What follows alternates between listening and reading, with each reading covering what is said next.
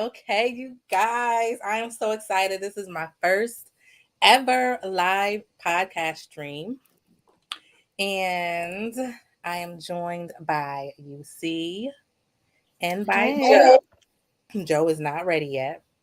But this is Convos for Black Women, a podcast to discuss topics that are not often had. And today, of course, we're kind of like discussing the slap heard around the world, but not really because it was so much more layered than just that moment that caused him to react that way.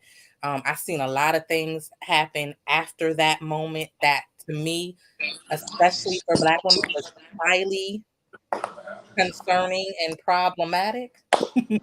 So, first, I want us to watch the scene, the incident, the scene of the crime, and just give our first initial reactions to how we felt about it. So let me pull that clip up here.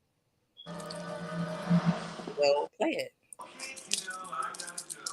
Got the hardest job tonight. Javier Bardem and his wife are both nominated. Now, if she loses, he can't win. He is praying that Will Smith wins. Like, please, Lord. Jada, I love you. G.I. Jane 2, can't wait to see it. All right?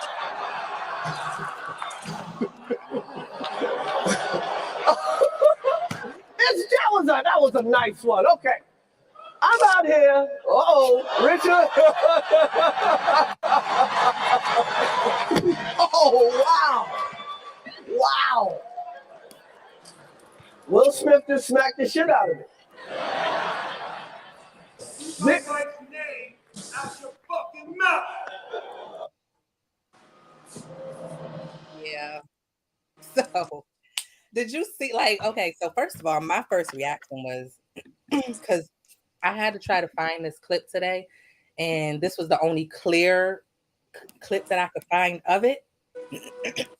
And I didn't see Jada's face in all the clips that I seen yesterday. I didn't see her face this clear. And she clearly gave, that Black woman, I'm over it, sickening eye roll of disapproval. But my first reaction was, I think I do agree with what people were saying. I do feel like he was genuinely laughing at first. I don't think that was a like, kiki, I'm gonna just laugh it off. I don't think it was a key. Let me just laugh this off and play it nice. I think he was genuinely laughing until he looked over there and seen her give him that disgusting eye roll. And that's when it got real for him. And instantly it caused him to get up and do that.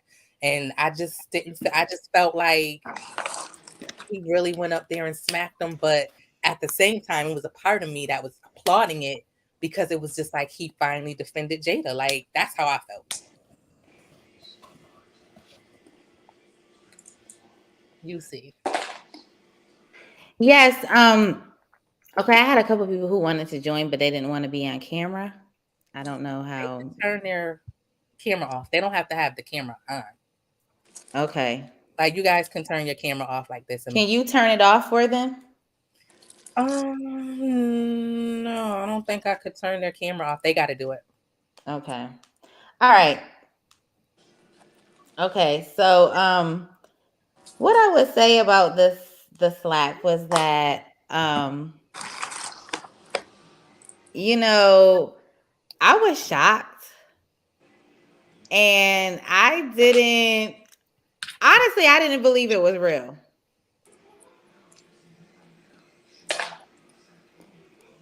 And when I look back at that, several things went through my mind. But one of the things that was most important to me was one of the questions that you raised, Aya, which was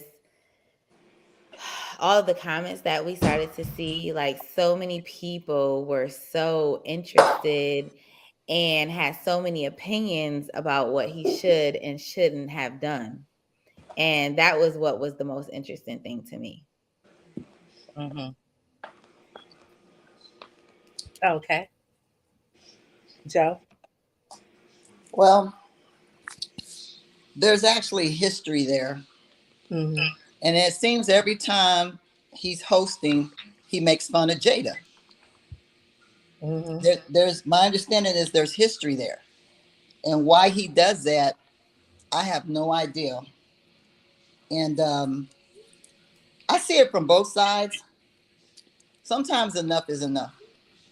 And it's one thing where Will said, you know, if you're laughing at me, that's fine. It comes with the territory. I get it. This wasn't somebody that went out and cut their hair. This is somebody that lost their hair because of a disease. And I spoke to a couple of people I know that have cancer and stuff like that. A lot of women consider their hair their crown and glory. And when you don't have it no more, they put on that face and they try to front and everything, but you could see it bothered her. And Right. it bothered a lot of people, and everything ain't funny. And everybody in the audience didn't laugh. And people came up to them and supported them, like, you know, it just seemed like every time he's on the Oscars, he picks on her. Out of all the actresses and everybody's available, that's the one he goes to. And the first thing he wants to say, I love you. However, your hair look like shit. So I can understand. I'm not condoning what Will did. I bet you he felt good after he did it, though. Yep. He might have had some regret later, but you know, sometimes you just gotta bust a person upside their head. You know, I'm not for revenge and everything. All I can say is, at that very moment he did, I guarantee you, he felt good. Now later on, he looked like he regretted it. But my understanding, there's some history there, and it's not just the Oscars that he's been running his mouth about her for a minute. And what's the best way to get back at somebody on national TV and having the shit slapped out of I mean, slap fire, okay? Heard the smack. You Look, I don't remember anybody else that won an award or anything. All I remember is the I mean, slap heard that's around the kind of world. sad because I heard Questlove won, and I'm happy for Questlove to win an award. And Samuel finally won his first award. It's sad that nobody cared about that, but yeah, I don't know. That's all I'm going to remember from this year's Oscars. I couldn't tell you who else won an award. Yeah. That was the ruthless side of me would say that's entertainment at its best. The caring side of me is it came at the expense of another black man winning an award. And even though he apologized for it, I don't even remember what movie he won it for. All I remember is the slap. Yeah. Well, That is gonna overshadow. Yep. everybody is talking about the slap. Nobody knows who won what. I literally had to ask Aya. I'm like, Aya, what was the Oscar that Will even won? And it was for some recent movie. And you know, one of my favorite movies that Will Smith has made was The Pursuit of Happiness. I literally dropped tears watching that movie. That was a wonderful performance by him. And don't even get me started on the Oscars, period, because I feel like they were dead stale and basically nobody cared about the Oscars until now it has turned into the film industry black event, and now it's the biggest entertainment thing in the world, right? Like now we are supposed to tune into the Oscars and see all of our icons in the film industry win their just awards that they should have won years ago. And I heard that he won an Oscar for a Venus and Serena movie, which I haven't even seen, by the way. I mean, it was warranted. Even though I feel like I was kind of mad about that movie because I felt it was like heavy colorism because Will is yellow with his yellow self. I love these. Yeah. And their father is a dark-skinned man. But he did play that role. He played the hell out of that man. That was how their father was. He embodied that man. He played that role. He did a really good job. So it was a well-deserved win. Now I want to get Stephanie in here to ask her how she felt. First reactions of seeing that whole fiasco. Can you all hear me? Yep. Yes. Okay, so I pretty much agree with all of you guys. I think I got a little thrown off by the massive amount of women that kind of shaded Will for. I mean, not saying that in a way to down us, but are you not expected us to look at it a little bit more objective than we did. So, but I agree with you all too. I mean, Will's still a human, even though he's a celebrity. We're all still human, and it just seemed like to me he had a human moment. Mhm. So, Yeah, even his mother said that it's completely out of character for him. But I think part of the other issue was, remember when they were boycotting the Oscars Yeah. and Will and Jada Pinkett were like, y'all not giving a fair shake to black actors? Part of that, from my understanding, is why Chris picked her, because they were boycotting it when they said that they weren't giving enough to people of color. So now Will wins one, they're there. Bad timing. Bad timing. Yeah. Like, okay, so like, because I don't want to stay on them because that's not really the main focus. But I will say, forget about the slap. Like, I'm not condoning the slap because he was wrong for slapping that man. Chris got I know that was embarrassing for him. Like, that was so embarrassing. And then for him to hold his composure though, and to like try to continue on with the show after just getting assault, because it was assault, right, after just getting assaulted by Will, and you got to kiki that off and continue the show as if it never happened. I feel bad for him too. Like, that's embarrassing. That is so super embarrassing. But I do want to get into the reason why I did the podcast. It's not just for the slap. It wasn't the slap at all. It's the aftermath and all those comments that I've seen and the discussion behind it and surrounding it, especially from Black women. And it was just like, I'm just sitting there reading through comments, Facebook, seeing like IG videos or whatever. And I'm just sitting there thinking, like, do we want to be protected, or do we not want to be protected? Like, you don't get to choose the level of protection, how the protection looks. Like, at the end of the day, regardless of the other motives, because we ain't even getting into what I think the other motives, what motivated Will to get up and do that, because he definitely had a snap moment. Um, Nonetheless, he defended and protected Jada, his wife, his Black wife. And that's all that mattered to me, is that he stood up for her and he defended her in that moment, regardless if it was motivated by other things like his ego and seeing things in these tabloid streets, these social media streets, people always picking on him, especially going in on Jada, because they done made that homegirl like the fucking villain.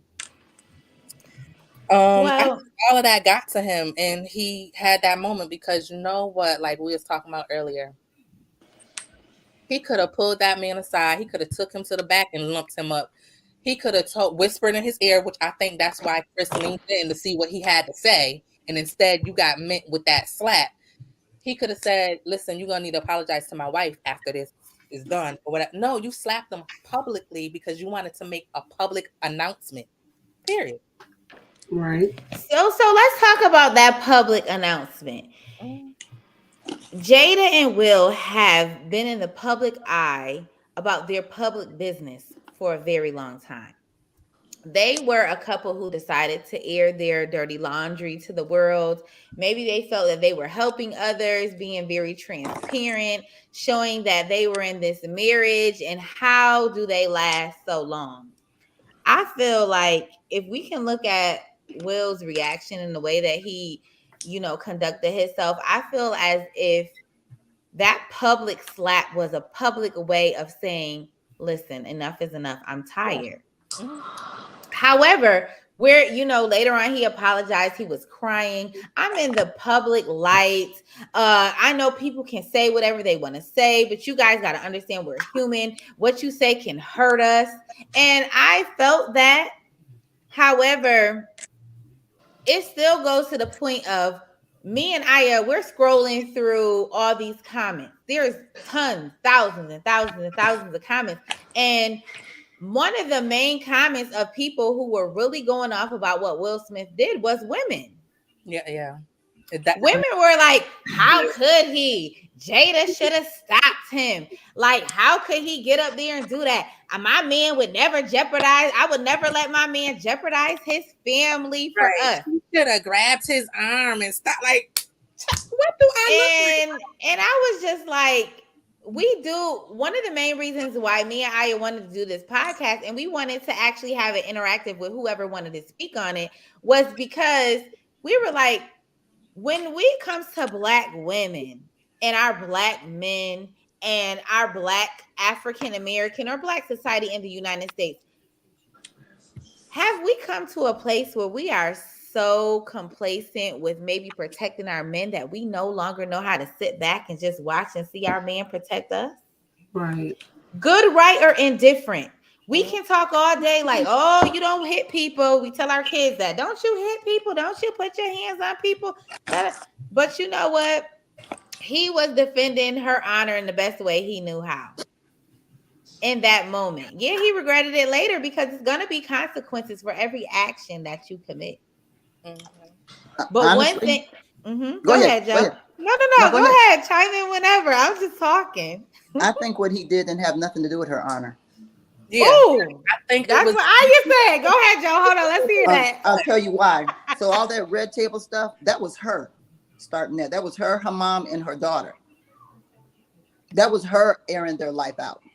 And then she would invite him in to give information. That was all her. And then she comes and says, yeah, I screwed this other guy.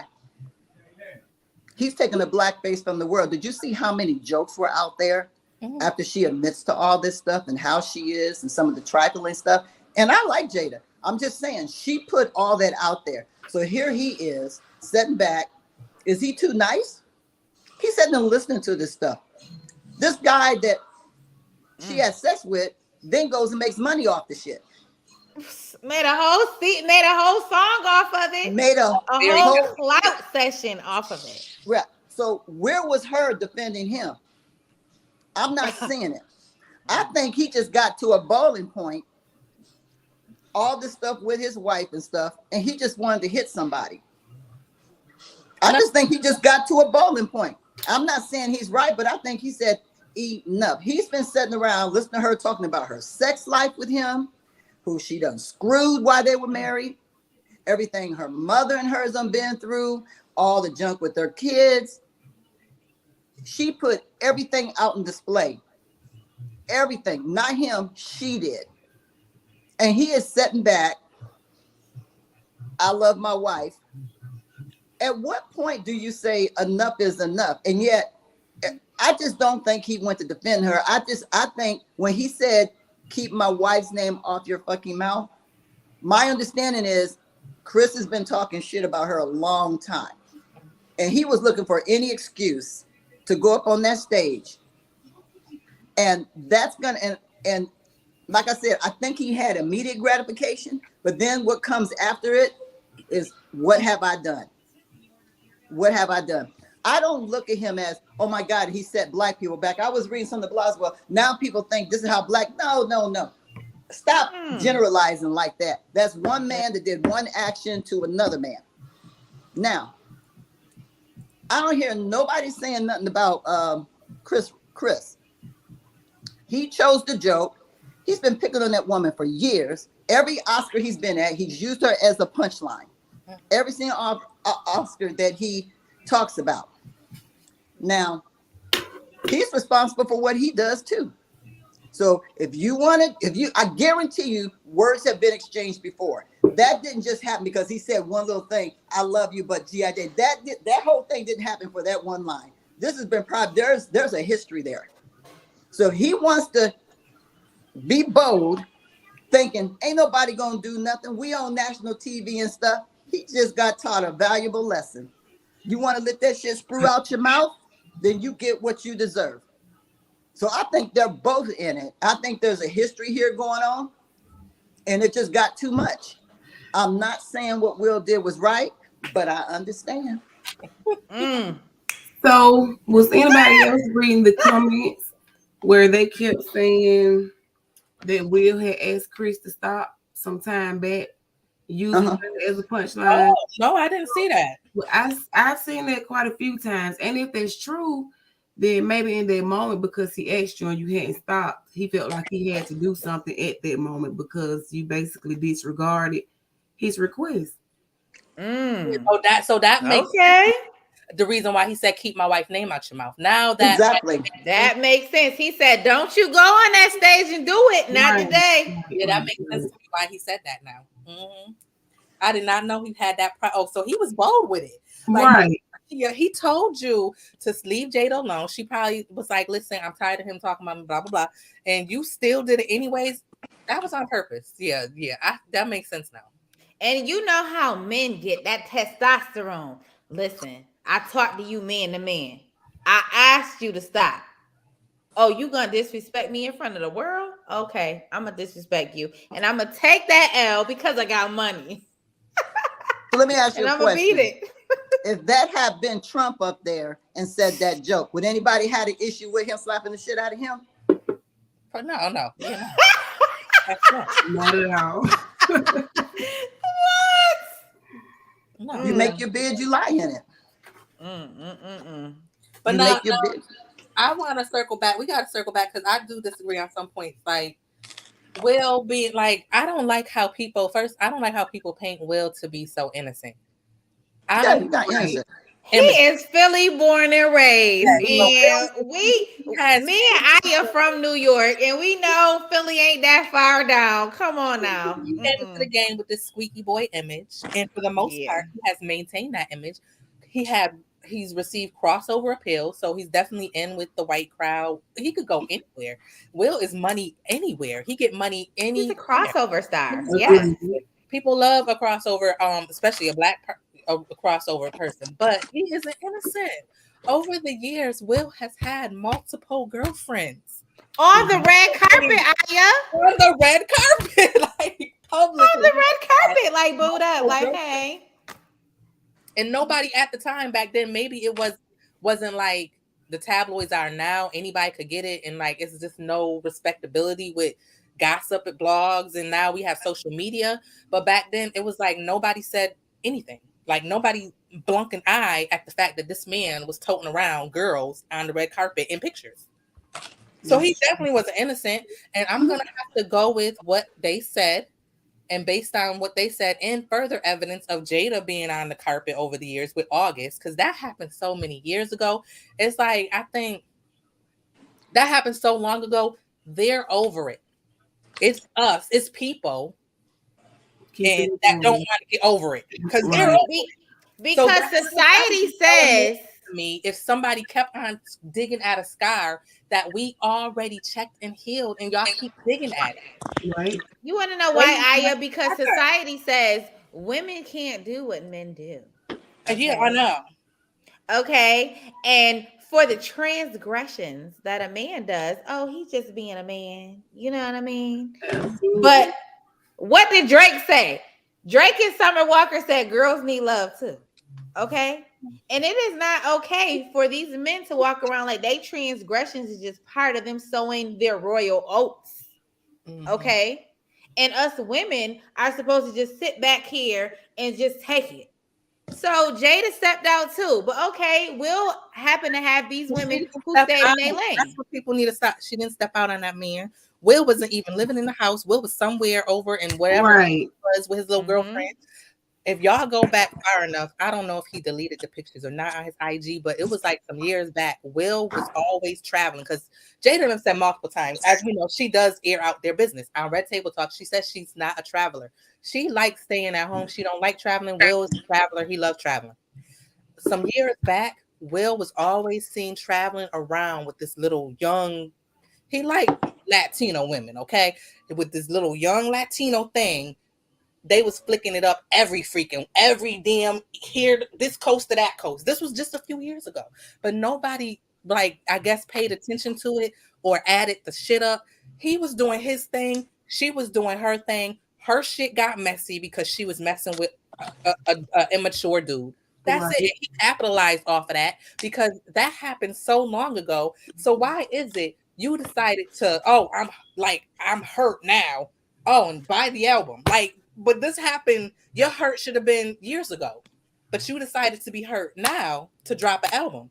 He calculated that, and he knew it would cause people to turn on Jada because that's what people do. We always blame women. So I don't feel for Will in that situation. And that's why when I see people in the comments saying he ain't do that to August, Will ain't give a hot damn, because Will was doing him too. And I genuinely believe, like I said, if you go down back far enough to see them receipts I'm talking about, they both was doing them. He didn't care. Right. And to add to the August situation, I felt like Will shouldn't have had an issue with that anyway. First, because of what you already said, he wasn't in the house. They were living separately. And on top of that, to my knowledge, they have an open marriage.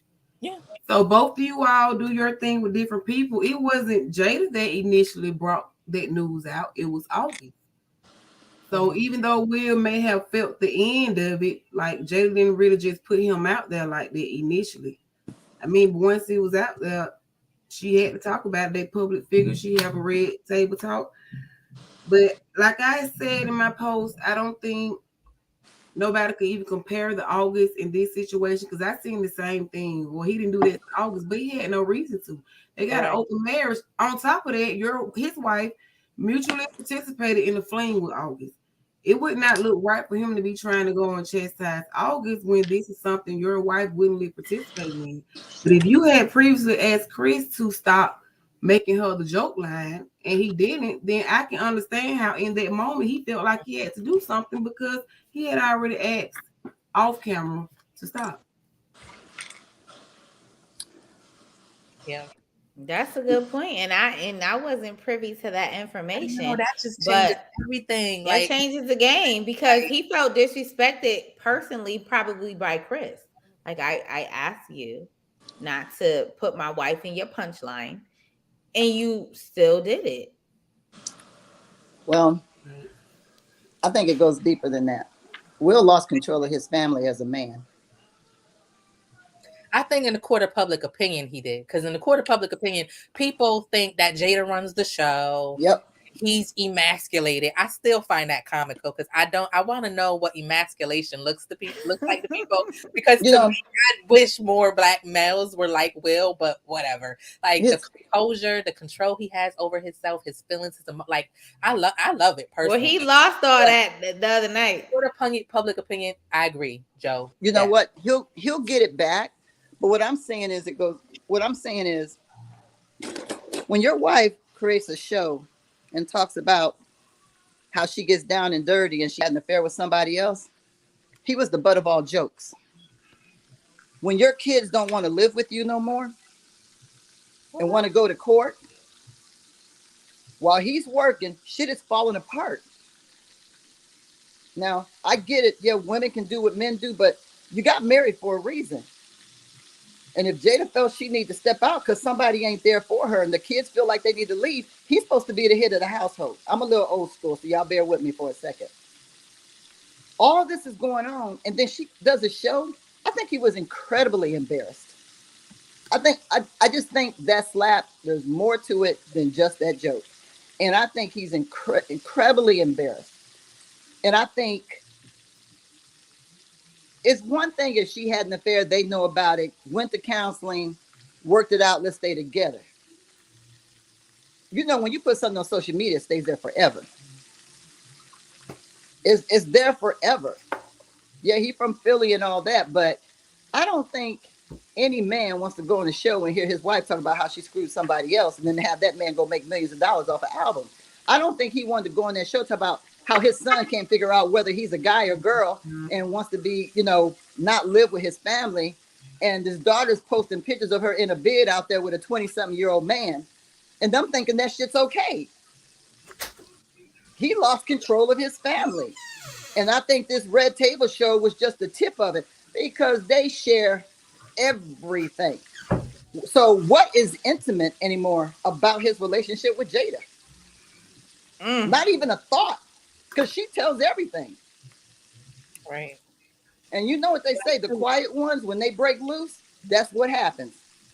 Yeah, I mean, it's only so much composing yourself you can do, and it got the best of them that night. It was a lot of build up and it just combusted. It Yep. wasn't about Chris. Well, Aya, when you asked the question, what does emasculating a man look like? I think Joe just described what that looks like. Yeah, like okay, so in Will's mind, he felt like you said he feels like he lost control. He no longer has Mm-hmm. control of his family, etc. Mm-hmm. And that's like I guess that internally that is a hard struggle that you have to deal with. I don't know. That's really sad. Like I honestly like right now that we talking about this and we're dissecting the slap Aya, I'm like, man, it kind of makes you it's making me feel differently about what I thought it was really about. I don't think it was defending necessarily fully just her honor. It was defending his honor. Like, man, listen. I think he slapped him for his honor, not Jada's. Yeah, I asked you not like, especially you know what was spoken on earlier. Like, I wasn't privy to the fact that he asked Chris like, please don't do this tonight. You know, he couldn't take it no more. right. And you Disrespect know, from men in the public. You got the crying memes. You got the guys that couldn't be me. Couldn't be me. Like you know. Right. or the ones that you said, Aya, that was like, why would he defend her honor? Look what she did. She put all that stuff on Front Street. But But this is gonna be a good one for a while. I think because Jada wasn't doing much before the Red Table Talk. I think she had the Girls Trip movie, and then she kind of just was in the house. I don't know.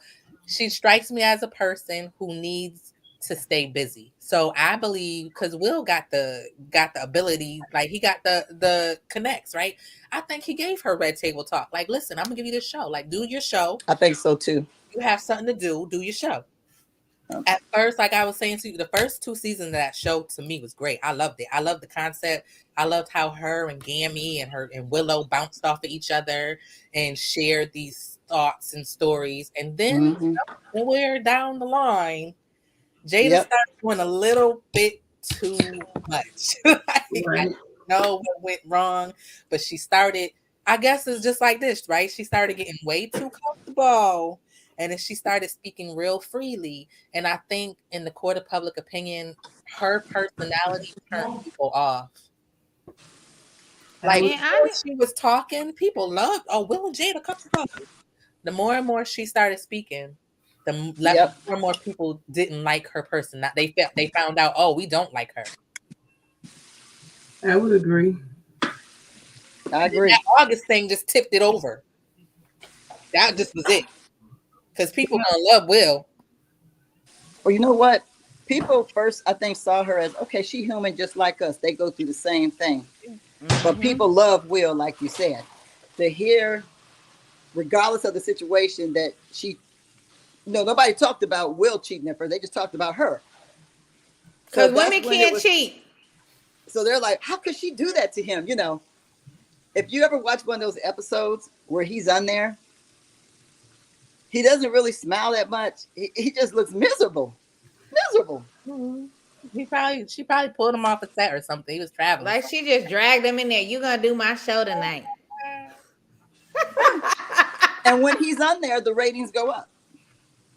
Yeah. Ooh. But I also think the ratings go up too because people like seeing them together. They've been a power couple for so long in the game.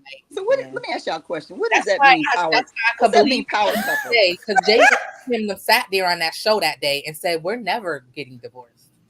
We are never divorcing." What is okay? does that So mean, to me, power what is a couple? power couple? Well, a power couple is two very influential presence of a couple that when they come into the room, they show you what excellence is. And whatever their careers are, their endeavor in their family, it's like this power couple that just is shaking and moving society and beating all the odds and showing you what a family is, what how you can have a career, how you can have it all and still have love. To me, that's what a power Would couple any of y'all create a show and do the red room and tell all y'all business? Not No. at all. Definitely wouldn't tell all my business. No. Not at all. I would try to make myself relatable, of course, to my audience. Like I think that's what she was going for. But telling all my business to leave me defenseless in my home, defenseless, Right. open, subject to, like, no, I wouldn't tell all my business. I don't Look think. at what happens to reality star couples. They get on TV, they tell all their business, and next thing you know, they divorce. It just destroys things. Some things have to be private. Absolutely. Absolutely. I Said want that. Jada and Will to win. What I will give them is that not many couples could stand the test of what's going on now. And I was watching Entertainment Tonight. I happened to turn on the TV tonight, and Jada was walking, strutting, and they were like, Jada, what do you feel about this slap? And she was like, it comes with the territory. And she was just smiling. And I was like, I was talking to my sister on the phone about this, and she was like, what's going on here? Is this a publicity stunt? It almost made me look like, is it real? Is this real? Because she was literally smiling. Was the smirk behind this was because, like, yeah, my man did that. It comes with the territory. You're not gonna talk about me. Or like, what is this about? It just seemed weird. I don't know. The way that they kind of clipped it out with Entertainment Tonight. Okay, I forgot what we was on. Okay, to wrap up Will and Jada thing. I forgot what we was talking about. I forgot the point. I mean, that I was gonna make my last point about that situation, but it doesn't even matter. So, but let's move on from Will and Miss Jada. You know what? That was my last point that I was gonna make, because you mentioned something a few minutes ago, about how men always get to cheat, and we got to kind of sit back and just like, oh, I'll take you back, it's no problem, we're gonna work it out, I'm fighting for my. I never understood when I see girls say, like, I decided to fight for my marriage. Like, is it you that's fighting? Like, is he fighting because he the one who, I don't know, but whatever, whatever. I agree, Aya. I agree, Like, because I never got that. me neither. It got to be a team effort. You can't be the only one fighting, because you will be the one constantly left looking crazy. It definitely has to be a team effort, and not just about wording, but it has to be action in that as well. So yeah, I kind of don't get that either. I'm fighting for my marriage. I mean, we fighting for our marriage sounds Right. more appropriate, but even in that, enough is enough at some point, like you already said. Yeah, like, what I want to, because I seen this today actually, that I think, especially for guys, for some girls too, because some females just straight up, they don't freaking like Jada, because what she did to Will. But it was interesting because somebody was saying, they, like, it's sick. It makes y'all sick to your stomach to know that even though Jada was the one that committed that public indiscretion, Will still stood beside her Come on, and decided to be with his wife. come on now. Kills y'all. Y'all hate to see it, because we never really publicly display. We never see a man stick by the woman that cheated, that stepped out. Because y'all think she cheated. So that's what I'm going to use.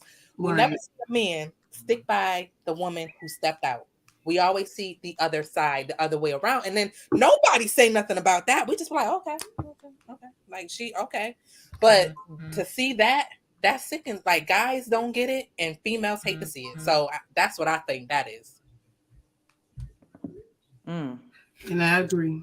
I mean, I feel like when it comes to that, both people can't do 50-50. It has to be 100 per 100. 100% and 100%. Like, both people have to be fighting for a marriage. And with Jada and Will, I do see that. I do see that they are both fighting for this marriage. You know what I'm saying? I really do feel like they are both fighting for this marriage. And I do feel like they have a very unbreakable bond. They have a very unbreakable bond, because if you can stand the test of time and deal with all of the obstacles and things that have been thrown at them, which really isn't very rare. I mean, people who have been married for decades, oof, the stories that they could tell. But some things you shouldn't tell. You just get through them and you move on. And I hope that, that they win and that they get past that.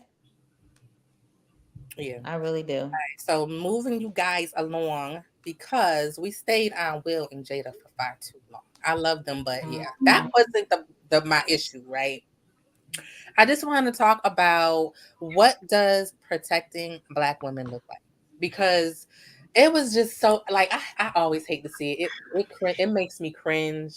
I be walking around the house like, oh, I'm like these. They get on my freaking nerves, right? I be talking about us, not the men, like because I wish that females can stick to Black women specifically can stick to the freaking assignment, and the assignment is us over everything.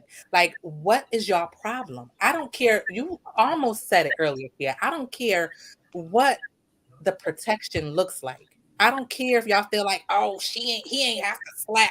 Yeah, he did. And if it was my man, my dude, like you should have punched his ass for all I care. But listen, what does protection look like to you? Because I don't care the level of violence. I don't care about the all I cared about in that moment was that what it looked like to us was that he protected him. And I've seen so many Black women like against that protection instead of for the protection. And it's like, do That y'all bothered me. be protected or not? Right. Make up your mind.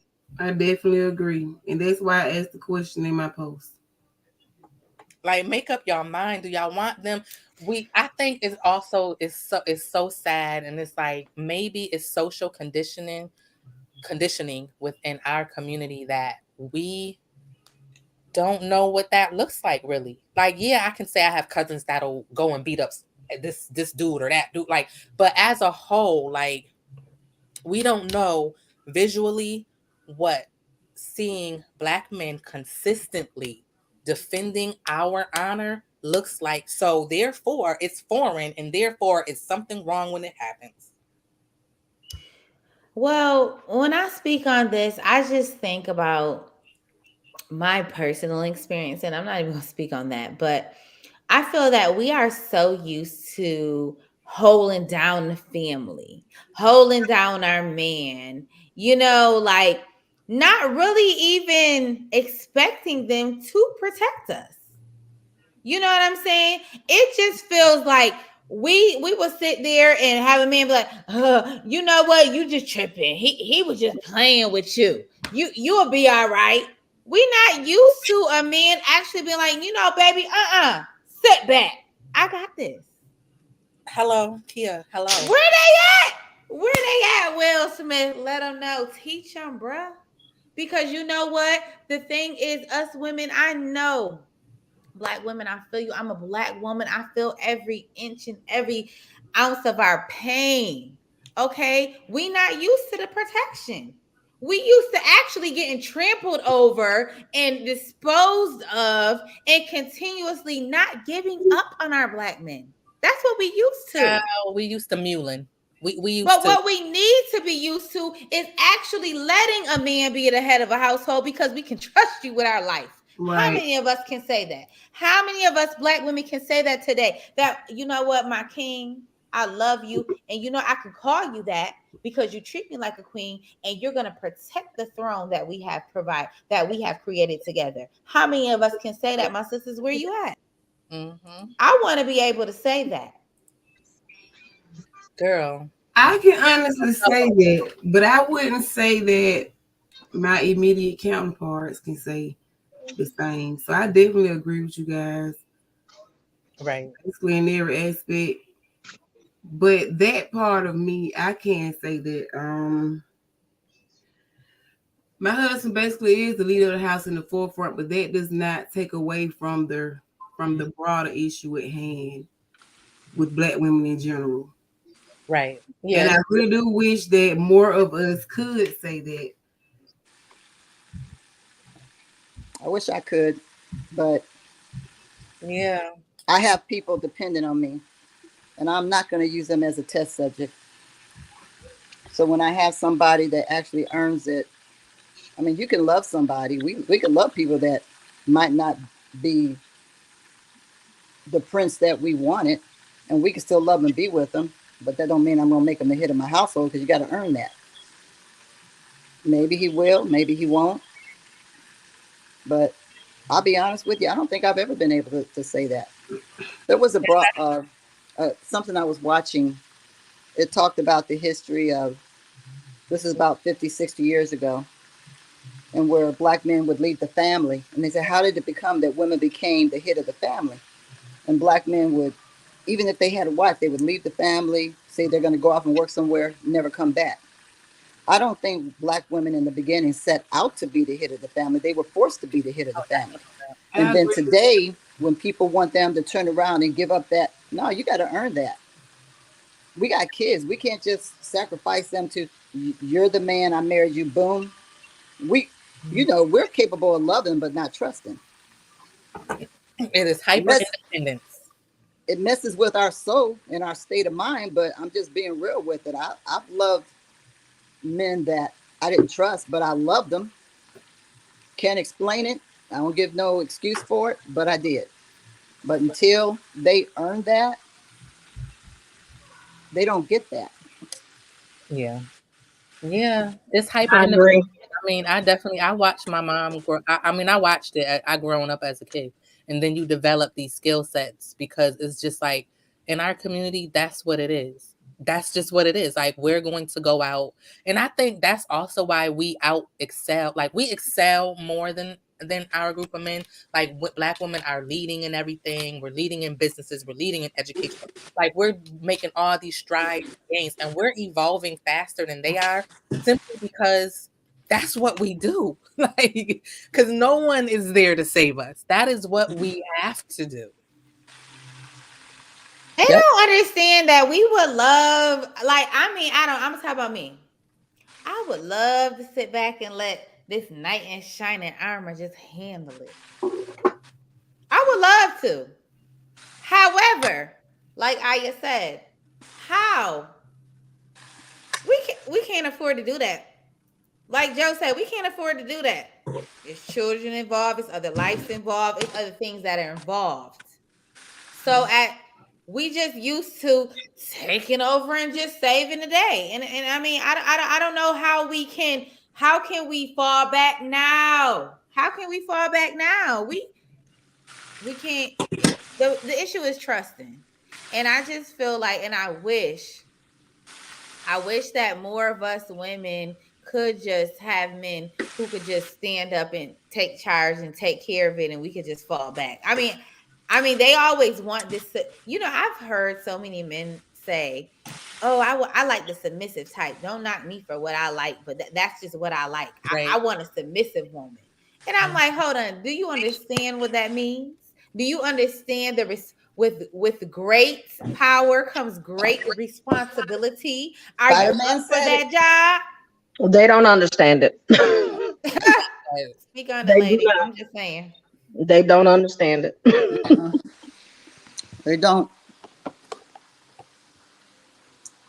I would love to be able to have a partner where all I had to do is worry about being a woman and let him do the man thing. That would be awesome. I haven't been that lucky. I've had to play both roles, and I do so gladly for my children. But as a woman, I would absolutely, that would just be like cherry on top of a cake, on top of ice cream. Maybe I'll see it in my lifetime. Maybe I won't. I mean, we did have a black president, so there's always hope. My president is black.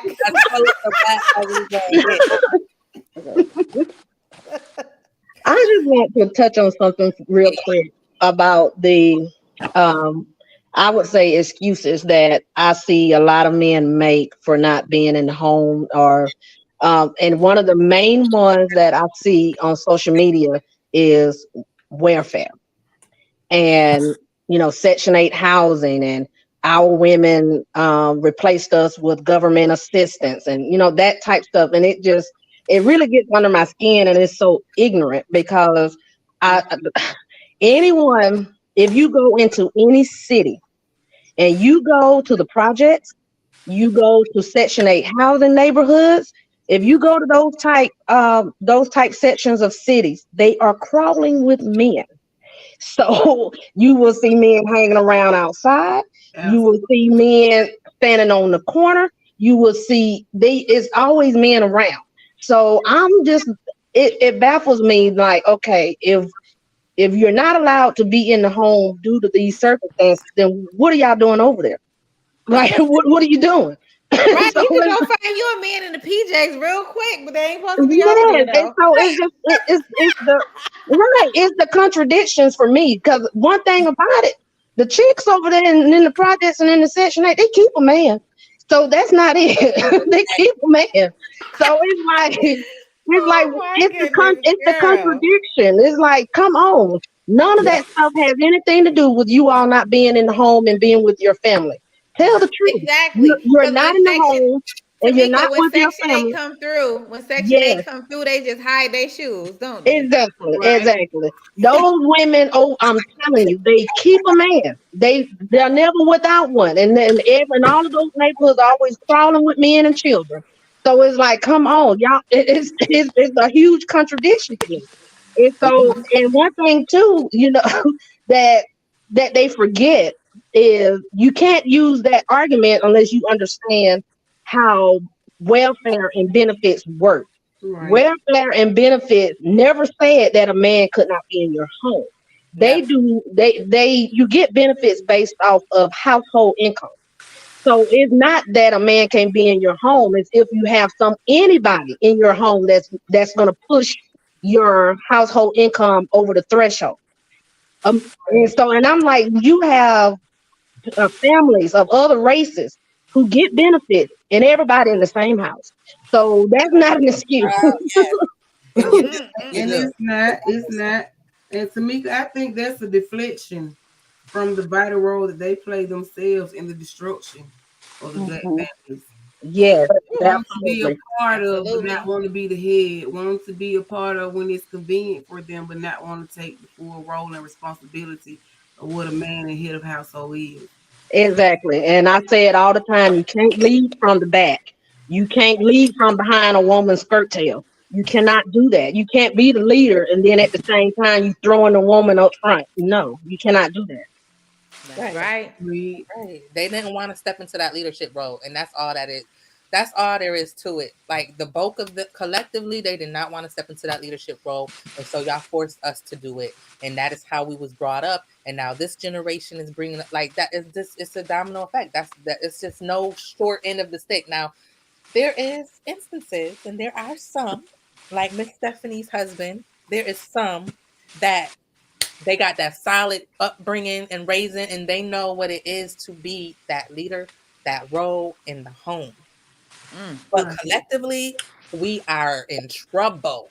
And I agree. it was just like what you said in this chat box right here, and that's why like we don't know what protection looks like because we're so used to being made the butt of the jokes, being left open for attack, being thrown under the damn bus, the railroad tracks, and everything else. Right? Oh, it was like if I hear one more complaint from that from penis people about what black women doing Girl, wrong, not y'all penis need to do wrong. people. Child. Why y'all ain't doing it right? What happened? Like, child, I be going to My Facebook jail over them, Kia. You don't understand. I be in Aya. Facebook jail over them. Aya, you I will stay in troll the hell Facebook out of them. jail. I will What troll I the hell out of one them. of the one of the things that, and I know I'm going on a whole separate thing, but I'm gonna bring this up since we're just talking about like why us women don't feel protected, right? That was what started all this domino effect of how, Tamika went into, okay, they say that the system is making them go out of our households or whatever. My thing is, one of the things is, okay, so let's remove the system. Let's go into a professional atmosphere where we both trying to do us and climb the ladder. Why are our men always competing with us? And that's the real concern. Why are our black men always competing with Girl. us? Now that's Other right. races of men don't do that. No, Like they them don't. white men, they be like, listen, honey, I be a stay-at-home daddy. I got all the kids and I have dinner cooked for you when you get home. Our men always feel inferior for some reason, and I'm not understanding why is there a competition, because we know right now black women, statistics say that we are more educated, higher paid, Right. more very successful entrepreneurs. But guess what? We still need and want y'all for certain things. If first of all, if they stop the competition, then that would clear up a lot of things. How about you help me win, baby, and we win Yeah, together? it's child. Thank you, but like you talking about the competing and bringing up numbers, right? Because that reminded me of what Kit Hales like to do, what Kevin Samuel like to do. He always like throwing out percentages. So now you got men that just is like they should be, employees at the Census Bureau because they be spitting out all these percentages all the time, right? Online. Well, percentage why? And once again, the percentages that y'all do on how y'all speak when y'all speaking to us, you're still competing with a woman. I would love to see what y'all numbers look like if you add those numbers up against Chad and Brad over there and Cooper down the street right there. I would love to see what your numbers look like if you compare yourself to a Caucasian man, but y'all don't do that. Y'all compare y'all numbers to our numbers, and that's weird. We're women. I'm a woman. That is weird. Weird. I've never seen so many men fight so hard to be treated like women before in my life. That I've never seen it. It's disturbing on some levels because you it's like the men are constantly at war with women, especially on social media. It's like a knockout drag out every day on social media with men trying to catfight in on posts and comments with women. And I'm looking like this is the most unattractive craziness I've ever seen in my life. And to It's me, like, and you think that somebody's gonna watch you sit in the comments trying to catfight with a woman and you're supposed to be looked at and respected as a leader. Come on, no. and that's Mm-mm. emasculation. That's what I feel it is. Like you fight, Ladies, you it just arguing with me. I'm Ladies, it just hurts me because if it was flipped on us, we'd be like, "Go baby, go baby. You entrepreneur? What? We entrepreneur. Oh, you climbing ladder? Oh, we climbing ladder. Like, why we can't get the same thing?" I definitely agree. I had to experience that personally once. In my relationship before my husband, I wasn't in a good place. He wasn't in a good place. I decided I was going to go back to school to further my education. And it was like just every day that I left, got up to get ready to leave out the door to go to school, it was always something, even if it was just something you needed for me to do before I went to school or something. And when I just started, I'm like, you're trying to hold me back instead of seeing me progress further than you possibly. But that isn't how it should be.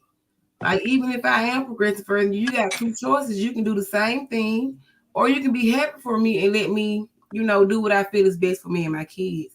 So I definitely get that as well. And I have been in this situation. It's not an easy one and it's not a fun one because in that situation, men have a habit of making you feel like you're wrong for wanting to better yourself.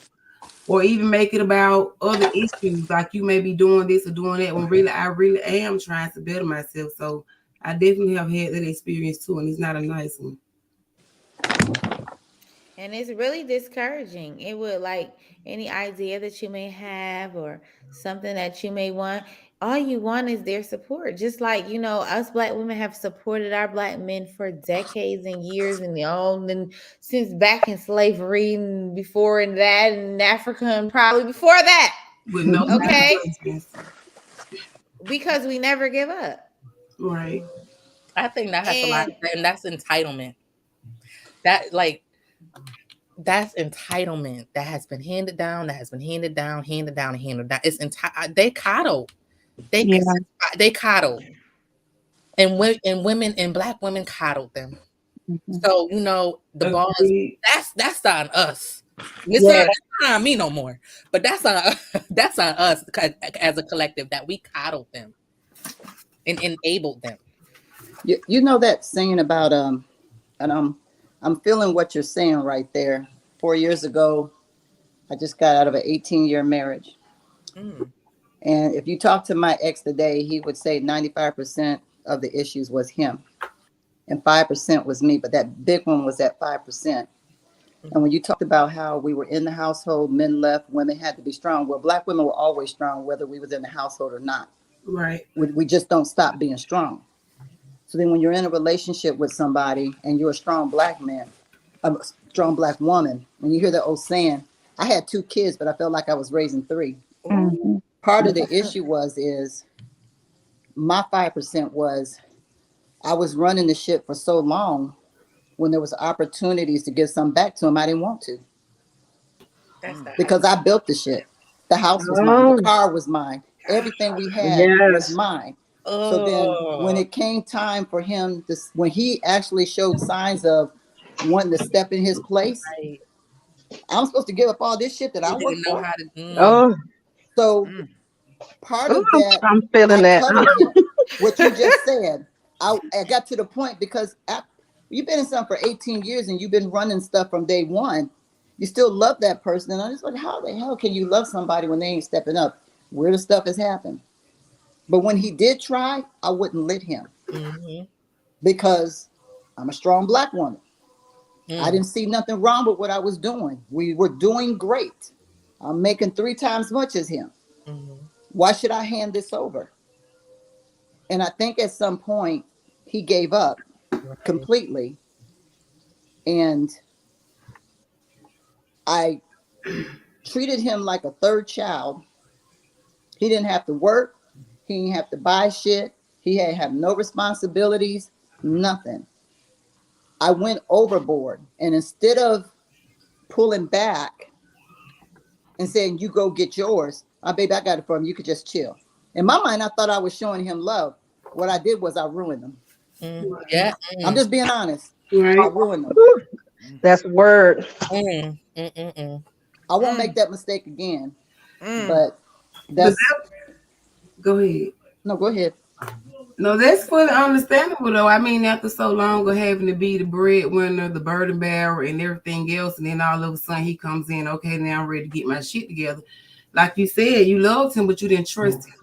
Right. So, I mean, if you had relinquished everything that you had built to allow him the opportunity and then it fell through, then you didn't have nobody to blame but yourself.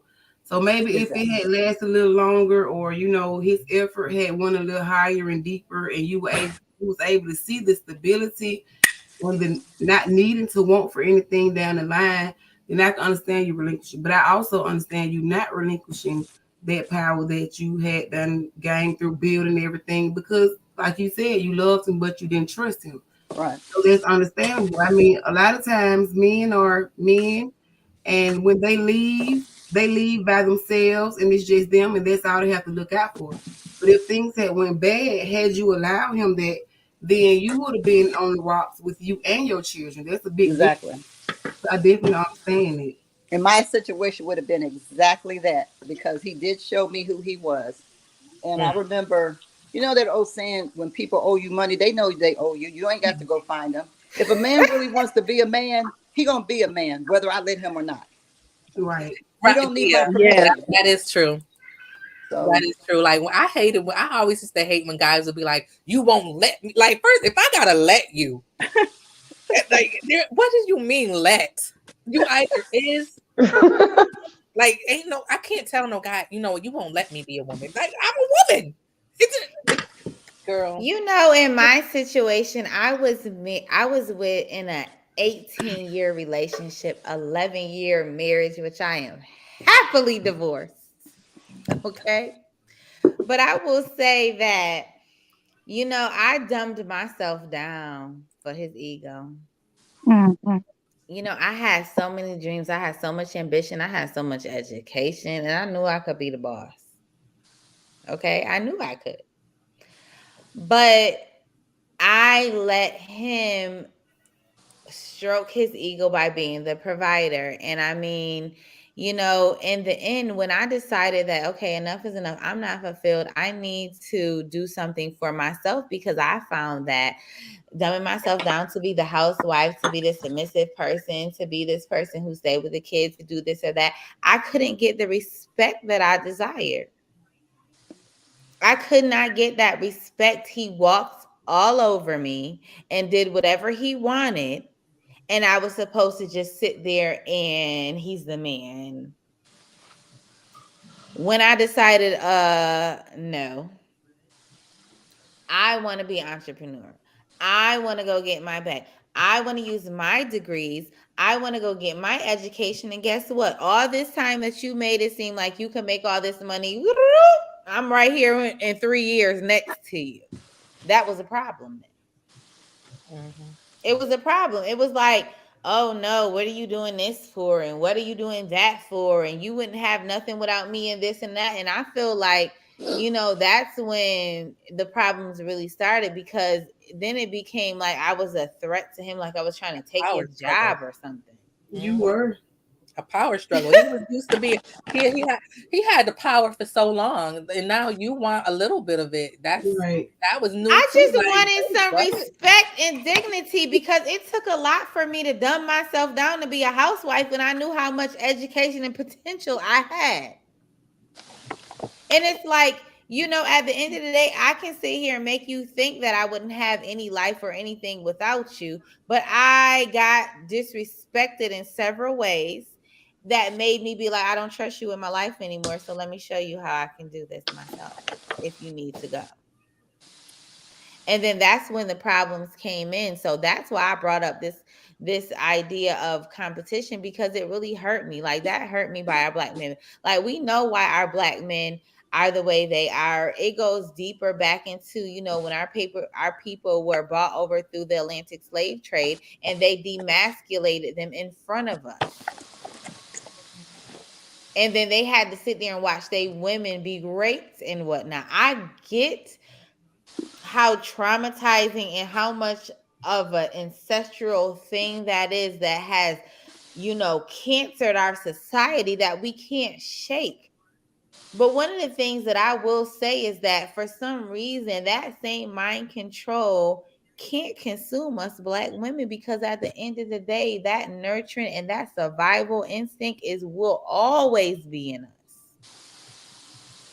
And I wait for the day that our men say, you know what?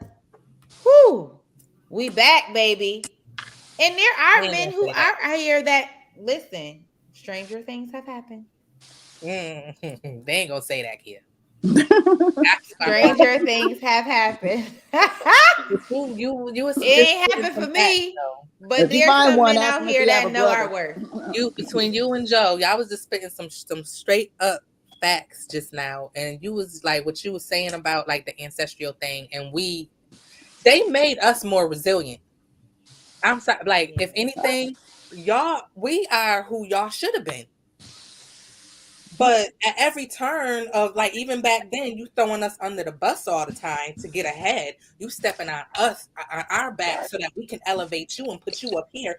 I'm just recently now discovering, and like, it was just so sickening to me to discover it, right? You probably already knew it, Keith. I don't know. But I'm just recently discovering, like, the Black Panther Party, right? That it was women behind that. Y'all might have been the face, right? But it was us doing the work behind that. It was us when y'all. What they say is behind a strong man. Child, it was us doing all of it. Black woman. Hello, say Aisha. Say it for the people in the back. Black woman. Black woman. At the same time that we making y'all look good, because it was all about, at the time and moving forward, which got us here, it was all about protecting Black men's image, right? Y'all was sitting there treating us like hot shit in the background. So many of those Panthers was abusive, physically. Yes, that one guy. That one guy. What's his name? I know who you're talking about. He was a rapist, and he hated Black women. Hated him. I can't think of his name right now, but I know exactly who you're talking about. But he was a face of the Panthers and for the Black Power move. Like, It was so sickening to hear that It every wasn't Huey turn. P. Newton, was it? Yes, No, it was. Yes, it was was. it Huey? Mm. It was. Huey P. Newton.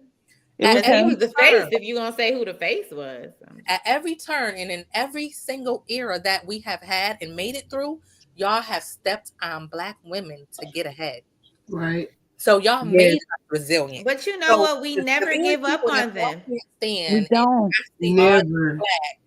for that y'all can't stand, y'all literally built because we had no choice. This was our survival. This was our means of survival because y'all couldn't do, so we had to do. And we I will just, always have to do. I'm a mother of 2 Black sons. Mm. So, I know that I can just do the best I can, but at the end of the day, we do everything, we pour everything into them. And then who they look up to? They daddy. I'm just being honest with you. We That's try to do true. the best we can with these men.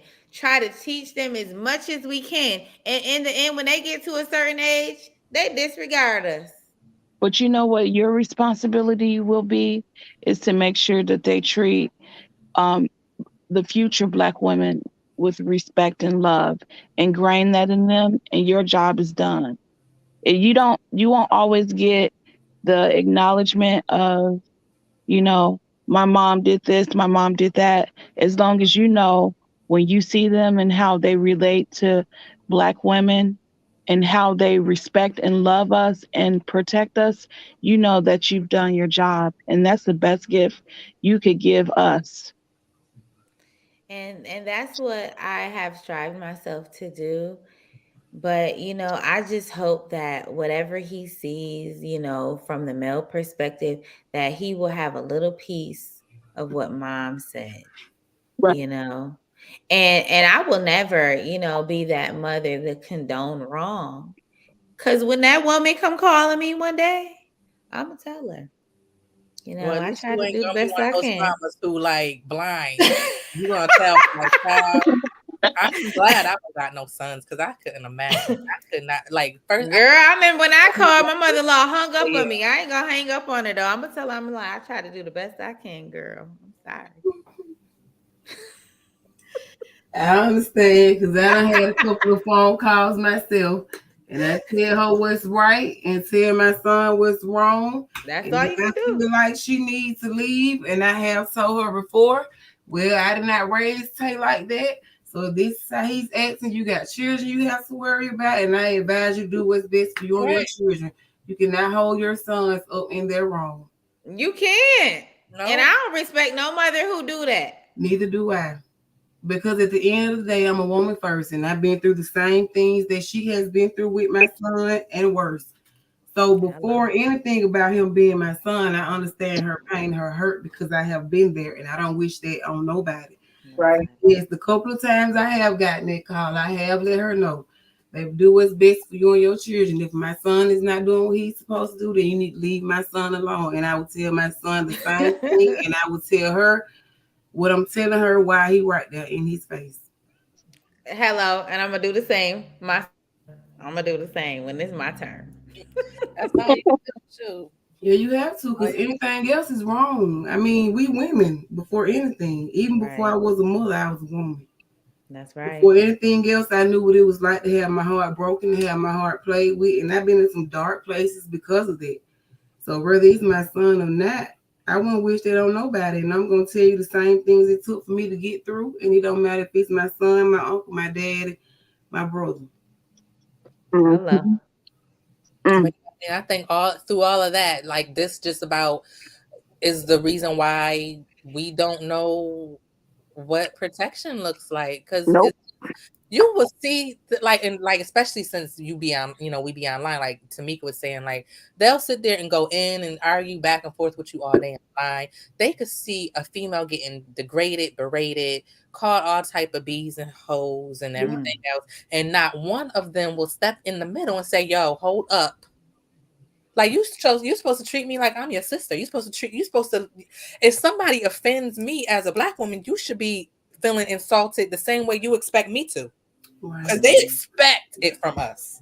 They expect us to sit there and defend and cape and be like, "Oh, stand behind me real quick, like just go in," but you won't do the same for me. And then you got females that's so used to that they looking at this Will situation like, Jada is ruining that man. She put some voodoo on him. Yes. What bothers Yes. That man chose her. He could have been divorced Jada like 2 years ago. You know Exactly. what? You know what I find? I saw a lot of the comments of the men. We ain't talked about that. And the men was like, "Yeah, that's right. That's right. Talk about my wife. I do the same thing." And I was like, "Really? You what?" Not the comments I saw.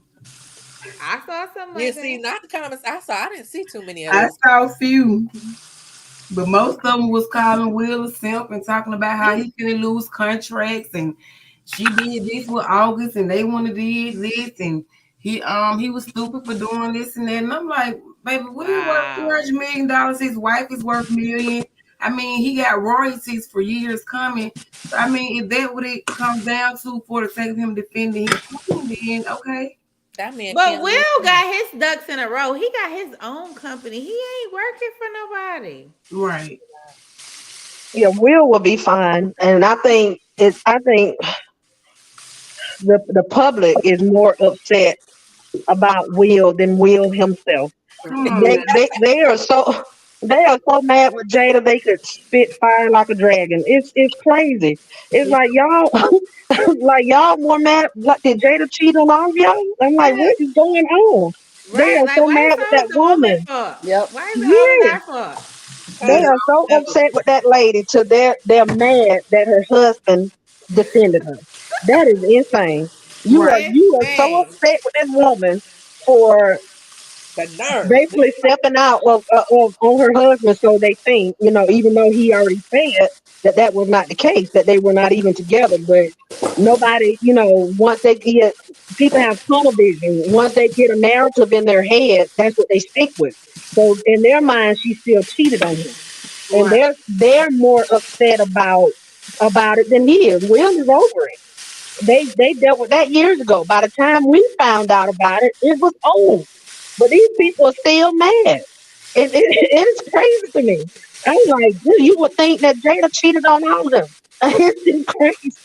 Yeah, and those are the same ones that will watch another man degrade us, another black man degrade us black women and laugh and have nothing to say and agree with them and think it's funny, and it's really not.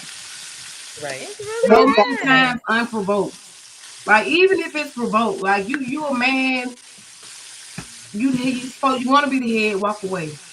But even sometimes unprovoked, yes, we get the worst end of the stick, and then Yes, yes, everything is a joke until it's their mama, their sister, their daughter, their auntie, and then you want to jump in the ring. But no, don't wait till it's your mama, your sister, your auntie. You should do this for all black women because we collectively should be protected by black And women. I exactly. and I Look, don't know about y'all, but if somebody's sitting up there calling you out your name, making jokes on the most insecure thing that you feel about yourself, and he get up and be like, I would be like, ooh, Exactly.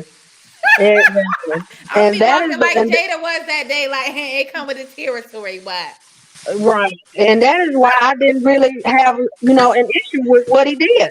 Because in my mind, even though to some people they may view it as being extreme, but the first thing I thought of, I was like, see, you don't got slapped in the mouth talking about somebody's wife. And in my mind I'm thinking to myself, I wish I would. You don't even have to be my man. If we're out on a date, I wish you would sit beside Right. me and let somebody disrespect me and say what they want to say with me, and you just gonna sit there.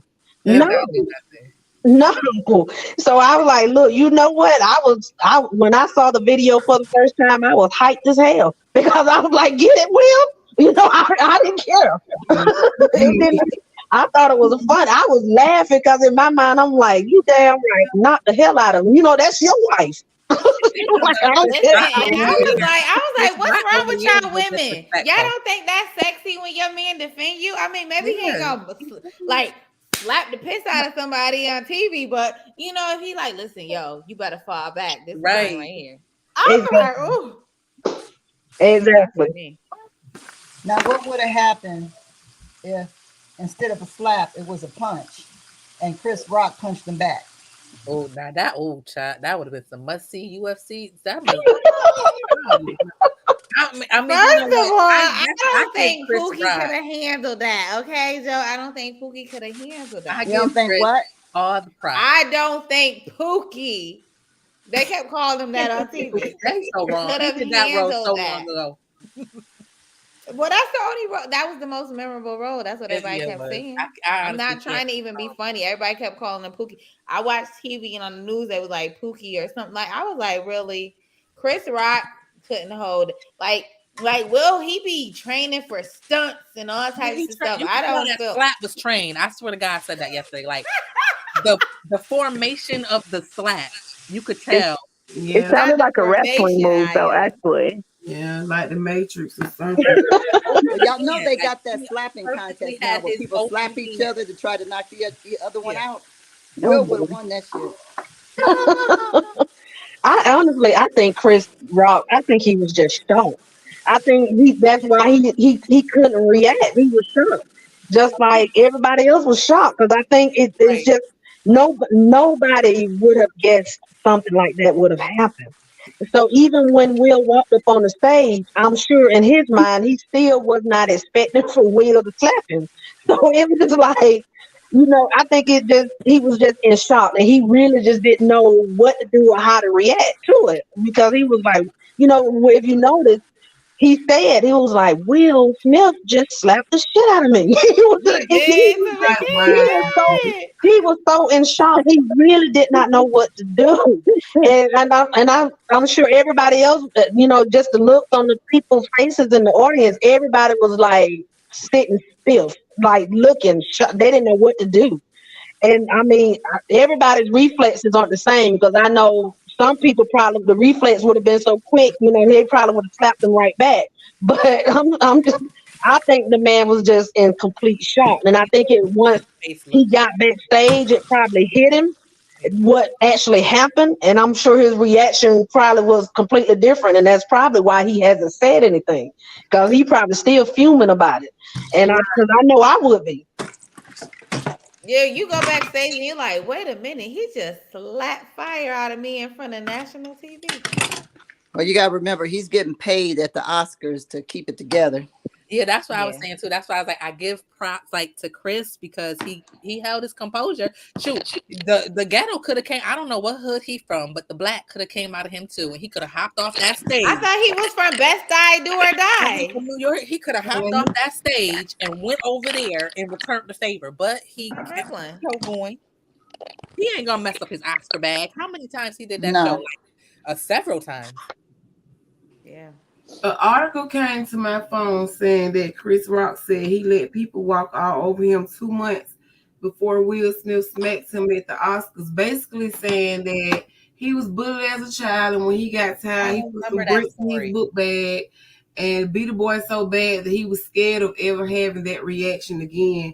At the same time, I think Chris Rock maybe took some accountability for the awkwardness in the joke that he made because he did opt not to press charges or file a police report against Will. So maybe, after the fact, he took some accountability for how degrading and insensitive his comment his joke could have been as well. And like you said, if Will already had this conversation with you prior, bruh, and he told you, please keep, however he told it to you, keep my wife's name out your mouth. Don't bring her up again in your comedy skits or routines or whatever. And you went up on that stage and then people faced and did it again. You just got to eat that, I guess. Yeah. Well, I just was figuring, like, this is not the first time Chris Rock probably got knocked in his mouth because as a comedian and somebody who got whatever region you from, like we called it ribbon back in the day, or roasting, whatever you call it from Yeah, wherever you from. doesn't. Like, I'm sure this ain't the first time he been knocked in his mouth. And back in the day, I'm trying to remember Chris Rock because at the height of his career, I was kind of young, but I do remember, like, if we want to compare him to like not even Cat Williams, but he was one of the disrespectful comedians. Like He he would go was. in, yeah, he Yeah. would go in on people. Yes, I Like remember. him and Dave Chappelle, like they really rude. Right. Yes, I was feeling some way about that documentary he did on black women's hair. Really, because like yes. that's not the first I heard. Because somebody said that.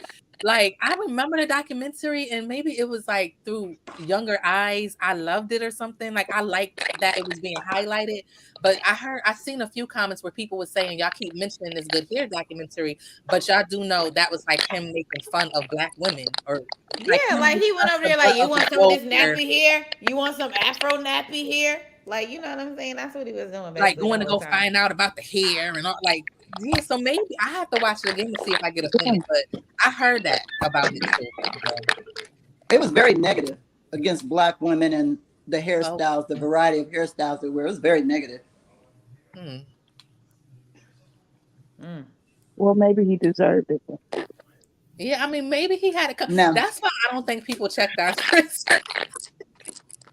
Maybe he did have it coming. I mean, I don't know, but Well, I just feel in this case, like, um, Will did what he felt like he needed to do, and he's gonna have to, whatever consequences come behind it, I think he's ready right, for it.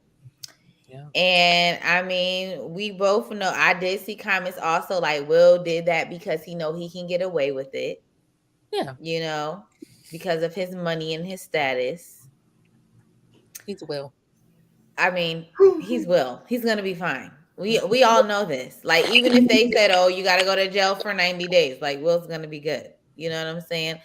Like, um, but I just feel that at the end of the day, this is definitely something that we need to think about when it comes to Black love and marriage and our men protecting us, because that is why me and I wanted to do this discussion with you beautiful Black ladies. You guys have made this so amazing. I just Thank want to let you all you. know. But I just feel like it's nothing better than, us talking and conversing about things that are just deeper than surface level. And when Aya hit me up and she was like, "You see, let's dissect the slap. I finally have an idea for what we're gonna talk about." And Mhm. I was like, okay, okay. And well, then I she love wanted, it. This is my and we first wanted to time. let you guys come in and talk with us. Yeah, it it's the black women that keep me grounded. It's the black women that got me through all the tough times with the men I dealt with. People that I could call at 2 a.m. in the morning or say, "Can you come over? I just need you to be here." That's what I depend on. So these forums like this is just even to bounce ideas out, because the one thing I realized, there ain't nothing I've gone through that another black woman hasn't. That's Right, right. That is right. right, That's what I right. love about it. Amen to that. Amen. That is what Yeah. I absolutely love about it. And Mhm. that's why it sickens me. That's why when I seen those comments and I'm just like, why are we each other's enemy? Like it just makes Why? me cringe. Like I just hate to see it so much because it's like I get it on a larger scale that guys, like it's the whole guys and girls thing. And we always been known as catty with each other, but that's always because y'all put us in competition with one another to get you. And now, like, we starting to wake up and like y'all not even part of the mix, but we still over here doing this whole cattiness stuff and just Yeah. not wanting to see other women happy or living good or excelling. Y'all don't even want to see Jada men defender. Like, come on. You Come ever think that women have bigger egos than men? And that's why sometimes we can't come together. If we don't put our egos down and just be like transparent with each other, how can we, come together? Because we're all trying to, like, I feel like when you're in a bigger city, like black people, we tend to try to one up each other, and we have that like crab bear Mhm. mentality, and it comes across in social media too. And it's like everybody wants to be the first person to make a joke instead of like looking at a situation for what it is. And it's, Embracing. yeah, embracing. Yeah, exactly, Steph. And it's hard to deal with. So usually I'm solo, but you and I have had plenty of inbox conversations, and over the years I've really appreciated it. It's good to feel close to somebody we've think we never should met, have but our guards up. That's yeah, what I think we have our guards up Yeah. as Black women. It's as if nobody else is dealing with the stuff that I'm dealing with. So I gotta put up this guard that, like, if you call me and like, how you been? I'm like, I'm fine. And I could be reeling on the inside, but I'm not gonna Right. let you know that that's Right. but it's like Joe said, like, yo, we have all been through similar things. All of it. Yeah. All gone through these same things. Where's the shame in that? And I don't know if it's something that was taught to us, something that was put in our minds. I don't know where it comes from, I where we mean, have to be pit against one another. And it's also part of patriarchy. It's because men Yeah, will that yeah, too. it's really like, the men. It's it's the the men. buying into that keeps us like at each other's throats, but it don't have to be that way. And that is really Yes. why I did the Convos for Black women, because I was like, yo, I'm deep in it. Like, I pulled you. See, that's my best friend, by the way, but I pulled her into She this really did. whole I was not social trying to media do this, world y'all. and stuff like I was that. not Like, trying to do this. I pulled her into it, but just me watching and seeing different podcasts and I put you on to Cynthia G. I don't know if you was ready for her, but I'm watching Girl, all I this stuff wasn't ready. I was and you like, wasn't ready. But it's what? like what I did notice that was missing was I didn't find what I needed and what I was searching for, which is us having conversations like this that I know, like this kitchen table talk that I know you can't get from anywhere else. Like, I don't have a friend group that I can get this candid with because nobody's willing to either A, talk about what the issues at hand, the real shit that's going on with us, right, as Black women, and B, nobody is willing to let their guard down to talk about shit. Yeah. Right. So let me piggyback off of Aya. Me and Aya had our childhood friends. We grew up in New York, in a part of New York. I ain't gonna mention it because we on live right now. But we grew up together from the age of 12 years old on up. And she's like a sister from another mother for me, like in real life.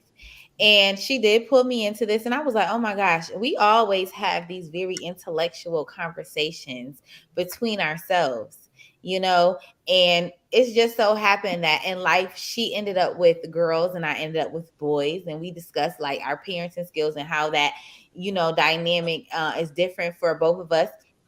Joe, I know in real life, oh my gosh, I ain't even gonna go into how much we have supported each other. However, I am so intrigued by the people that she has met engaging online. And one of the things that I can piggyback on what Aisha has said, which I really love the point that she brought up about us Black women having egos. I don't us Yeah, we got egos, Aisha, because you know what? There's not one Black woman who likes to compete. They don't want no competition. Okay, No. we want to knock it all the way out. Boom, boom, boom, boom. We don't want it. How I end up on the screen by myself? But anyway, um, I would just say that. Hiya, stop it, girl. And I would just say that that really hit home with me, because I think one of the main things that we have to realize is that, like what Aya said, like the thing that caused the competition between us is the opposite sex, because we don't like no competition when it comes to our men. You know what I'm saying? Right. And when that happens, we direct our anger and energy to the wrong person. To the Right. girls, the women, as always. Because the only person that owe you that loyalty is your man. So stop going at the next chick about it, because she don't owe you Absolutely. nothing. I learned that a long time ago. Mhm. Yeah. So, anyways, I just love these discussions. When Aya came to me and she was like, listen, I want to do something for Black women because we need to have some real serious conversations with each other. And I was like, girl, come on, say less. What we doing next? Set up an agenda, because Well, I I'm the can tell anal you one. one thing. These conversations, which allow me to let my guard down, also helps me heal. Yes. It helps me with my state of mind when I'm Yes. dealing with my relationship, because sometimes shit just drives you fucking crazy. And when you got someone that you can call, they're not telling you what you want to hear, they're telling you what you need to hear. Right. Because you think you're going crazy sometimes. That you ever thought, like, you just thought your ass was going crazy? What am I missing here? Hell You yeah. love this person, you know what you're saying, but you don't believe it. But it's right there in your face. It's like you take your face and put it in the wall. And sometimes you just need somebody to be real with you, not cuddle you, but just so you can have peace in your mind. Sometimes things would bother me so bad I couldn't sleep because my mind wouldn't be still. And I would start thinking negative thoughts and everything. And what I had to realize is somebody told me, put it in God's hand. Don't think about it more. Just put it in his hand. Don't discuss it. You don't have to give him the details. When I started doing that, and I'm going to tell you, I'm not a super religious person. When I started doing that, my mind started, they have peace be still. My mind started getting right. I didn't think I was crazy. And at the end of the day, I realized it wasn't me. Your man does something. What did I do wrong? That's the first thing we. Unfortunately. What? Where'd she go? Oh, that was good. She just keep jumping in and out. That was good. But you do always look at yourself first, like, what did I do? You How always can I do do. this? I mean, what am I fat? No, girl, you not. You fine. He want his cake. Yeah, that's why what's funny when dudes always be like, she left me and now she losing weight and she looking all good because you because that stress is gone. I love that stress energy vampires who drain the life force out of women. Stop out here. You better cut it out. No, Some it's of them make true. you smile though. Some of them make you smile though. Get rid of them make and you you smile. get on your little I'm about to go back to the gym. I'm about to lose weight. I'm about to eat healthy. I'm about you out there. You in the streets, girl. I'm outside. You stress free. Mm-hmm. That's why. That's what they be saying about me, girl. I'm outside. Yeah, I gotta do work outside.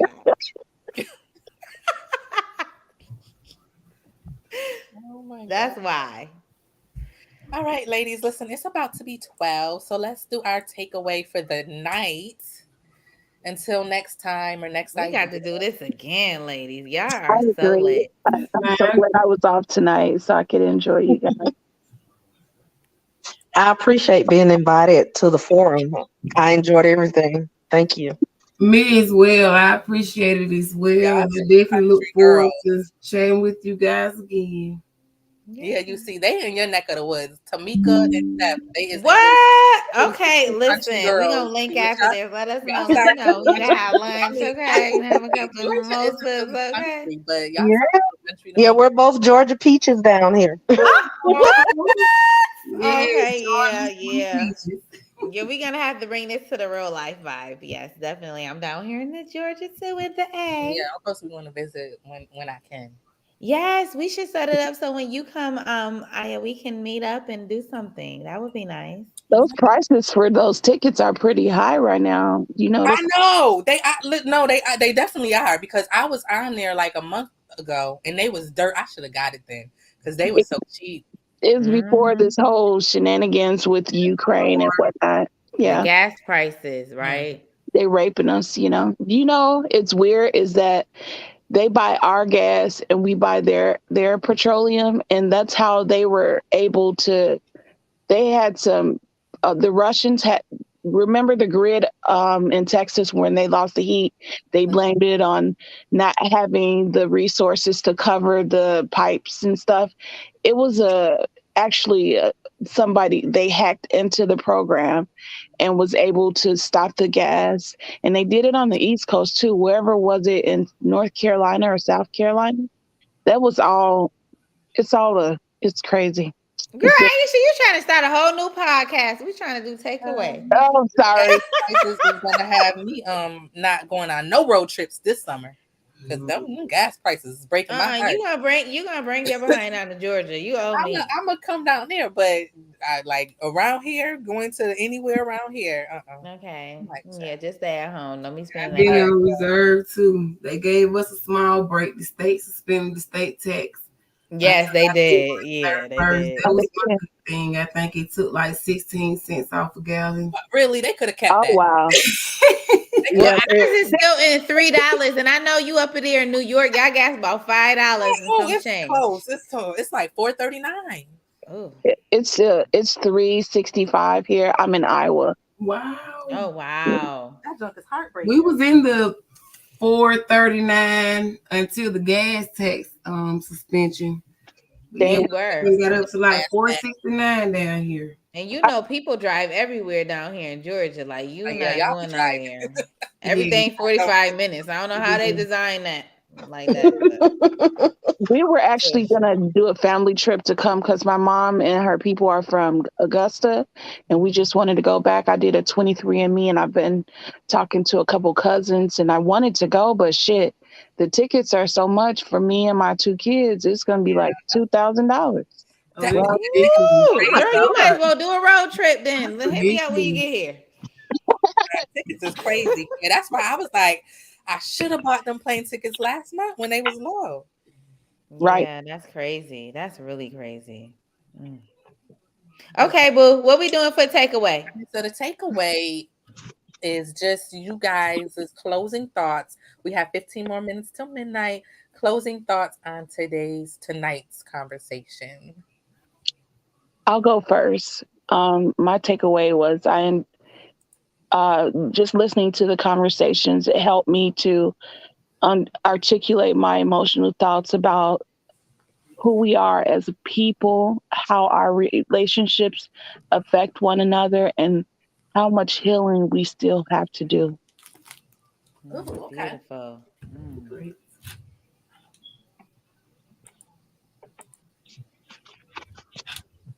Well, I personally just enjoyed it, everything. I never had an experience like this where I was able to meet and talk with other Black women to kind of discuss some issues that we all do deal with or have dealt with at some point. And it was really just a joy to be able to do that. It Mhm. was also a joy being able to talk to people that can relate, to each other in the everyday struggles that we do have as Black women. And I think this is a great start to not only, helping each other, but also trying to spread abroad, at some point, sometime, the things that we have shared and learned with each other, to even help other people. Hopefully the podcast will grow as, as you all invite other people. I'll definitely invite some people maybe the next time. But I definitely enjoyed you guys, everybody input, everybody thoughts. And it was great to just be able to relate. And not only just relate, but just, knowing that you're not the only person going through something or have been through something and other people can relate to you. So, yeah, that's basically it for me. But I definitely enjoyed it. And it was a different experience for me. Yeah, it's good to hear your voice, Steph, by the way. You too, Aisha. Beautiful. Tamika, is you going? Yes. Come on, Tamika. Come on, girl. Hi, hi, I'm still here. Well, as I said earlier, I appreciate the invite. I was a little late joining because I saw Aya's post yesterday, and I was like, "Oh my God, yeah, she is." The post caught my attention because the first thing I saw was, "Do you guys want protection or not?" And I was like, Right. "Oh, she read my mind," because of the things I had been seeing. I was Mhm. like, what's really going on? Like, y'all mad at a man for protecting his wife? So it caught my attention. And so I was like, I gotta tune into this podcast because I don't want to miss it. So I was a little bit late, but I jumped in and I appreciate the opportunity. And I really enjoyed it. I really did. And just to reiterate what's already been said, just to be amongst other Black women and see that um, your perspective and just your experiences or you're just not by yourself, and that there are other women, Black women out there that have shared experiences, they the same feelings and the same you know that we're seeing along the same lines of the same things, and it was just nice to be able to just be around that and just see that and just feel, even though we're pretty much, some of us are strangers, but it just didn't feel that way. And so that's what I really enjoyed about it. It's like being amongst other Black women should always feel like family. And Yeah. so I really enjoyed that. Hey, Tamika. Well Hi. said. Hi. So I will go. Well, I just want to say I am so grateful that you ladies were able to join us today. Um, I me and Aya, from the bottom of my heart, have always had these deep, thought-provoking conversations ever since we were children. We would sit in her window and sing Brandy in the fan. Okay, go back that deep. Listen, I'm Okay. a Pisces and she a Cancer, y'all. So we water signs. Yeah, we so emotional. We Okay, so so we roll dramatic. down here. And I would just say that my takeaway from that is that from this conversation was that us Black women, we do desire protection. Mhm. We do desire protection, but we also want to know that we can trust Right. in our Black men, that we can, confide in them, our insecurities, and for them to respect that and to make sure no one else picks at that sore. I think that deep down inside that, collectively, we have all expressed that yes, that is something that we desire. However, a lot of things and circumstances that we've been through in life have left us so that we aren't that vulnerable to let men do that for us. And yes, when we sit up here and we talk, there's no animosity. There's all love. There's all understanding, because we all know from the bottom of our hearts and the core of the core of the core of us where we are coming from, because nobody can understand you as deeply as another Black woman. And you realize that when you become an adult and you don't really maybe understand your mother, but then when you become a mother and you become that woman, you do understand. And that is the vibe and the warmth that I felt from each one of you. I am so honored to be in your presence and that you were able to share your innermost thoughts about this particular topic. And I look forward to IME doing some more things to engage you in some more deep thoughts provoking conversation in the future. I'm done. Thank you. Nice Yeah, to y'all meet you. please give me some content ideas too if y'all have any. Because it just made me Yes. think of this one. Like, but when I seen that slap, baby, I was like, and it wasn't even a slap because I don't give two flips if Will smacked the fire out of Chris. I really didn't. It was just the comments that came after it. And that's basically my takeaway was just coming here and hearing everyone's thoughts and opinions on it. Steph putting hindsight on it that he told him not to do that. So that made it Right. all come together for me. Um, but that how it's just so foreign to us and we sometimes act and move like enemies amongst each other when that shouldn't be the case. And maybe that's why it's like certain groups that you see in these conversations, and like one group was like against, like, oh, she doesn't deserve his protection, and another group was like, oh, I'm so happy to see him finally defending her or protecting a Black woman, because it's something that we don't publicly see. So it just like this conversation brought it together for me in a way that it made me understand why both groups exist, is because you have the group A, which y'all already at war against one another anyways. So of course, if you don't see value in yourself as a Black woman, then you're not going to value another one. And then the other group where it's like we better together than apart. But my takeaway is that we all go through things and we should be learned how to be more open and vulnerable to one another so that we can have meaningful conversations with each other. Like I have family, I have friends, other friends that like I don't have these conversations with. And it's like even if you attempt or try to have like certain convos with people, either they can pull away or shut down, or it's just like it just the conversation never happened. So I really appreciate this, and that was like one of my main motivators of doing this, was so that I can talk to you guys because I like talking to Black women. So that's all, and I hope to see y'all again soon. I hope more of y'all come, or the same of y'all show up. Aisha, I hope to hear more from you because you was like one of the quietest ones in the room. And that's it, ladies. We got And 5 tell a friend to minutes. tell a friend, because we want to get subscribers and blow this up, ladies. We want to blow this up. Elevation. I'm serious. I definitely will. Yes. Hmm. All right, you guys. So if you guys want to start filtering yourselves out, you can. I am going to play our sponsor, which of course is my brand, Honeyless Naturals. I'm going to play a sponsor video to roll us on out of here. And I will talk to you guys next time. Thank you for participating. Much love, my queens. Bye Much bye. love. Have a wonderful night. Good night. Guys, I have got to tell you about the Honey Lush Naturals Yoni set. I am in love. It is truly a game changer. They come with 3 different things in the set. It is the Honey Lush Naturals Original Poom Poom Scrub, which I love to use in the shower. It prevents ingrown hairs and odor and things of that nature. And it just leaves you feeling so silky smooth when you get out, believe me. And then you've got your detox soap, which is amazing for bath time. Just put a little sprinkle in there. It's got all these amazing ingredients to make you just feel so smooth and have a light, lovely scent. I love it. And then we have the signature Yoni oil. Just put a couple of drops after you get out the shower, rub it in, and I'm telling you, you will be feeling silky smooth.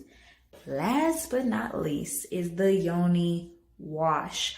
This you can get separately. I definitely recommend this to anyone who is looking for a nice subtle wash for your yoni. So definitely try out Honey Lush Naturals. I'm in love.